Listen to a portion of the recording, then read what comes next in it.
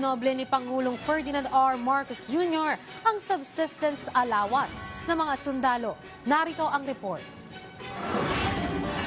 Bilang pagkilala sa sandatahang lakas ng Pilipinas na nagtataguyod ng kapayapaan sa bansa, inaprubahan na ni Pangulong Ferdinand R. Marcos Jr. ang Executive Order No. 84 na nag-aapruba ng pagtaas ng subsistence allowance ng lahat ng opisyal at enlisted personnel ng AFP. Ibig sabihin, mula sa dating 150 pesos na daily allowance ng mga sundalo para sa pagkain at iba pang gastusin, tumaas na ito sa 350 pesos. Katumbas yan ng 133% na pagtaas. Suma total, nasa 10,500 na ang matatanggap ng isang sundalo kada buwan. Sakop ng increase na ito ang mga trainee at probationary second lieutenants at NC na kasalukuyang sumasailalim sa training. Gayon din ang citizen military training cadets at reservists. Nakasaad sa naturang kautusan na marapat lamang nataasan ang subsistence allowance ng AFP para sa kanilang kapakanan at bilang pagkilala na rin sa kanilang sakripisyo at pagtsatsaga sa pagtatanggol at pagsusulong ng soberanya at territorial integrity ng Pilipinas. Batay pa sa EO, hindi na kasi sapat ang kasalukuyang halaga ng subsistence allowance para sa isang aktibong sundalo. 2015 pa nang huling ma-adjust ang allowance na ito ng AFP. Huhugutin naman ang pondo rito mula sa appropriations para sa AFP sa ilalim ng 2025 General Appropriations Act at iba pang matutukoy na sources ng Department of Budget and Management. At para mas maitaguyod pa ang kapayapaan, pinangunahan naman ng Pangulo ang oath-taking ng Local Amnesty Board Eastern Visayas kung saan binigyang diin niya ang suporta ng pamahalaan sa pagtataguyod ng peace process. You have been asking me to form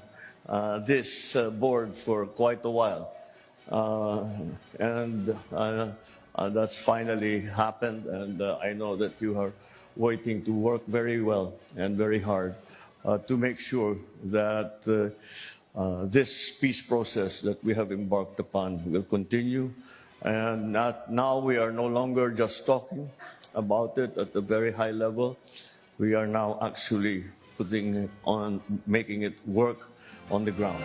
Ipinunto pa ng Pangulo na dapat magkaisa para tugunan ng magkakaibang ideolohiya at paniniwala para mas maisulong ang kapayapaan. Malaking bagay din anya ang Amnesty Board para mahikayat ang mga rebeldeng grupo na magbalik loob sa pamahalaan.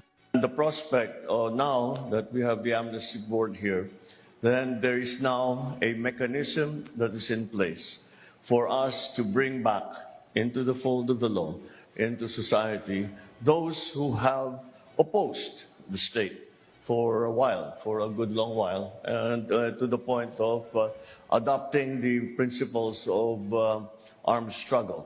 Kenneth Pasyente,